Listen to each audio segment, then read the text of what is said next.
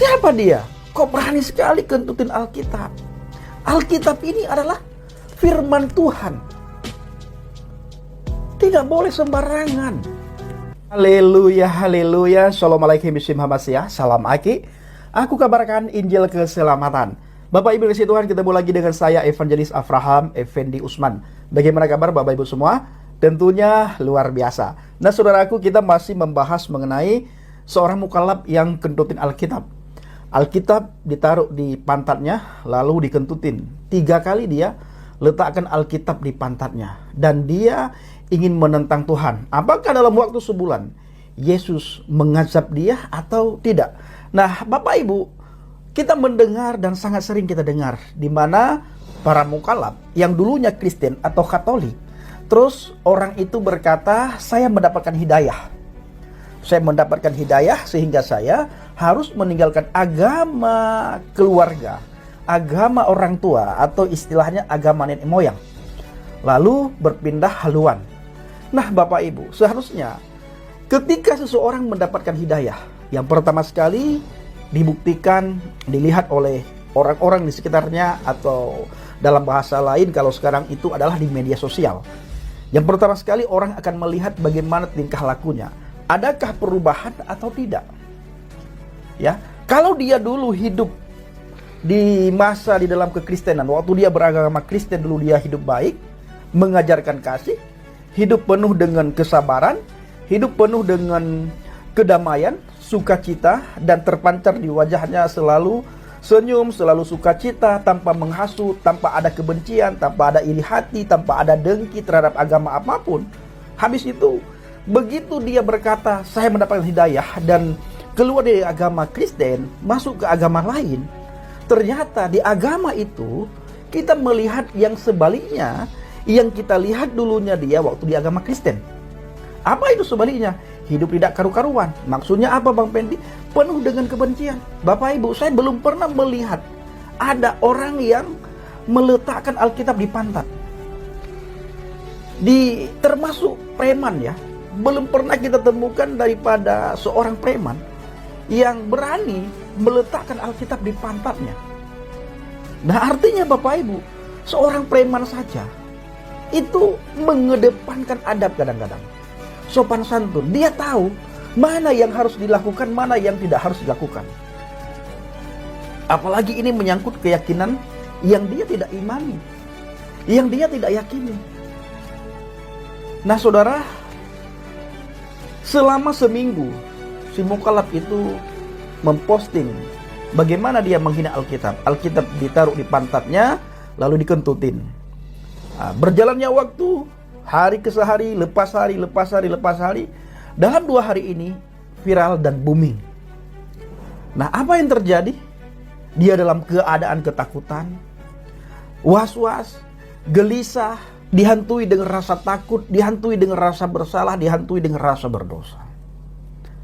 Nah lalu apa yang terjadi Bapak Ibu? Postingannya dihapus. Nah sebelum viral, ya dia merasa bangga. Merasa bangga dia bisa kentutin Alkitab. Siapa dia?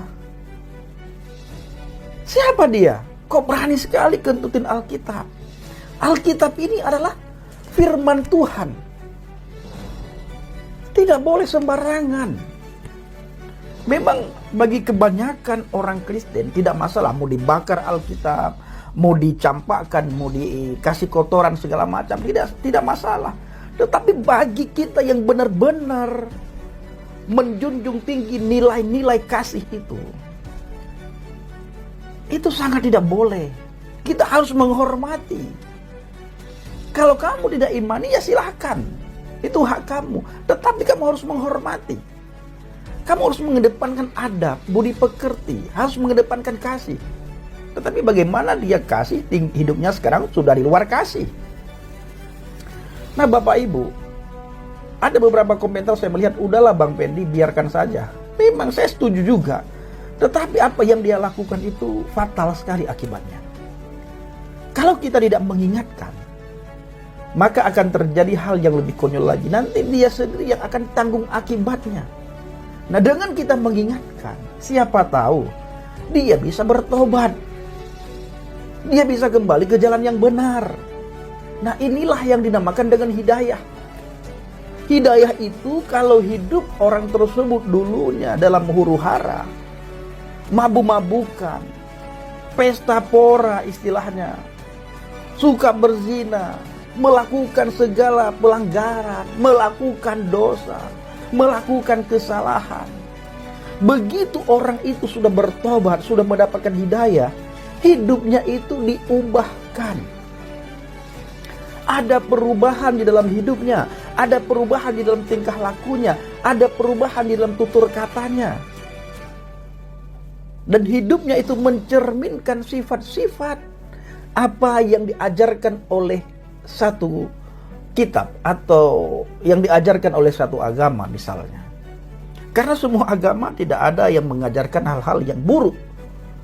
Semua agama menjunjung tinggi norma-norma, nilai-nilai agama itu sendiri. Saling menghormati, saling menghargai. Tidak pernah mengajarkan hal-hal yang jelek, hal-hal yang di luar kewajaran. Bang Pendi, kita sering melihat agama ini bla bla bla bla bla bla. Itu oknumnya Bapak Ibu. Ya, oknumnya itu. Nah, tetapi bila juga ada agama yang mengajarkan hal yang tidak wajar, ya tinggalkan agama itu. Ya, tinggalkan agama itu. Bila gara-gara agama, hidup kita tidak karu-karuan. Hidup kita tidak toleransi. Hidup kita tidak bisa saling mengasihi. Hidup kita tidak bisa saling menghormati. Hidup kita tidak saling menjaga. Hidup kita tidak saling berbagi. Ya, tinggalkan agama itu. Buat apa ada kita menganut agama yang membuat kita terkotak-kotak. Ini tidak boleh, itu tidak boleh. Ya. Dengan aturan yang begitu mengikat kita. Nah, seolah-olah ada orang yang buat aturan untuk orang lain, sementara orang itu tidak pernah memikul aturan itu sendiri.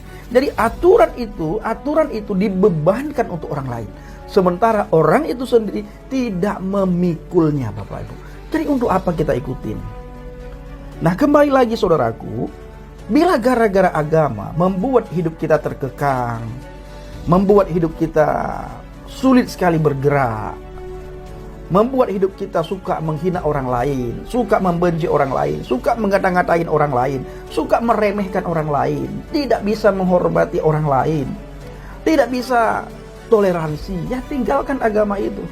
Masih banyak agama atau keyakinan-keyakinan di bangsa dan negara ini yang sangat menjunjung tinggi nilai-nilai kemanusiaan. Saling mengasihi, saling menolong, saling membantu. Ya, kita dari kecil diajarkan ketika bertemu dengan orang yang lebih tua harus menghormati. Nah, yang lebih tua harus bisa menghargai yang lebih muda. Nah, itu diajarkan. Nah, jadi di semua agama juga mengajarkan hal demikian. Tapi bila ada agama, ketika kamu bertemu dengan seseorang yang di luar keyakinanmu, di luar agamamu, kamu mepet dia ya, kamu pepet dia sampai dia jatuh ke jurang. Tinggalkan agama itu. Ya, tinggalkan agama yang bisa membuat saudara tidak nyaman tinggal di dalamnya, tidak nyaman berada di dalamnya. Nah, kalau saya, saudaraku, setelah saya mendapatkan hidayah, ya, di mana hidup saya dulu hidup dalam tidak karu-karuan.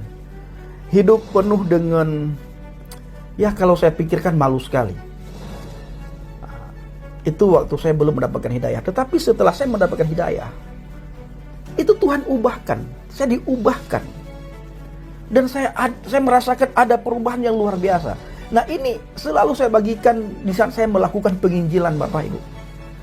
Ya, kemanapun saya pergi ketika melakukan penginjilan, saya selalu bersaksi bagaimana hidup saya dulu. Lalu bagaimana perubahan itu terjadi pada diri saya. Nah, akhirnya menjadi berkat bagi banyak orang. Lalu saya ceritakan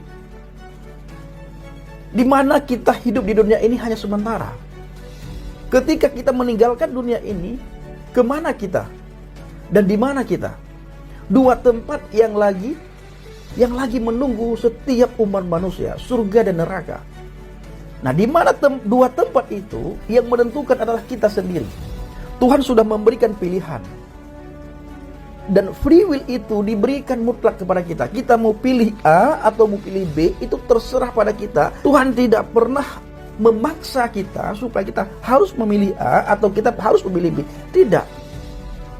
Yang Tuhan katakan, surga ada, neraka ada, terserah kamu sekarang. Kamu mau pilih surga atau pilih neraka? Nah, dalam penginjilan Bapak Ibu, saya selalu berbicara seperti ini terhadap orang-orang yang saya injili. Dan puji Tuhan Bapak Ibu, ada banyak orang bertobat melalui kesaksian hidup saya.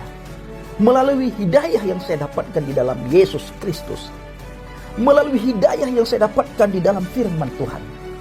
Bagaimana firman Tuhan itu mengubah tingkah laku saya, karakter saya, hidup saya. Langsung perubahan itu bisa saya rasakan setelah saya percaya kepada Yesus Kristus. Dulunya Bapak Ibu sama dengan si mukhalaf ini. Hidup saya dan hidup teman-teman saya dulu juga seperti itu. Suka wah. Nah, jadi saudaraku, saya ceritakan kepada orang yang saya injili. Tidak ada di antara kita yang mau masuk neraka, tidak ada. Walaupun surga dan neraka sudah Tuhan sediakan, secara otomatis kita tidak mau masuk neraka. Lalu kita harus bagaimana supaya kita bisa masuk surga? Ya, firman Tuhan katakan di dalam Injil Yohanes 14 ayat 6. Akulah jalan kebenaran dan hidup, tidak ada seorang pun yang datang kepada Bapa kalau tidak melalui aku. Nah, ini harus kita pilih masa hidup kita di dunia ini. Lalu di ayat yang lain Yohanes 3 ayat 16, begitu besar kasih Elohim akan dunia ini sehingga dia mengaruniakan putranya yang tunggal supaya setiap orang yang percaya kepadanya tidak akan binasa, melainkan memperoleh hidup yang kekal.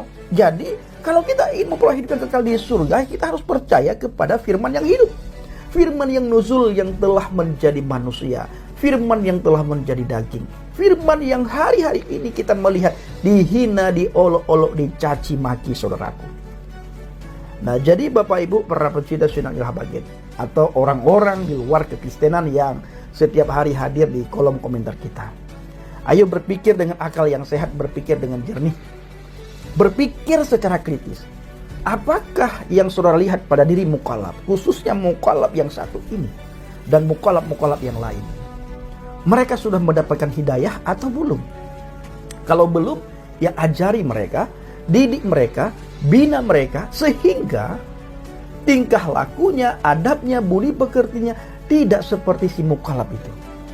Alkitab ditaruh di pantatnya. Itu adab, budi pekerti, sopan santun, tidak ada sedikit pun. Ya, bawa dia kepada para alim ulama, para kiai, para majelis-majelis taklim, supaya ada pembinaan, sehingga ketika orang melihat, benar-benar orang lain merasakan bagaimana rahmatan lil alamin itu oleh orang di luar ini. Nah, baik saudaraku para pecinta Sinar Ilaha Baget, ingat Yohanes 14 ayat yang ke-6, akulah jalan kebenaran dan hidup, tidak ada seorang pun yang datang kepada Bapa kalau tidak melalui aku.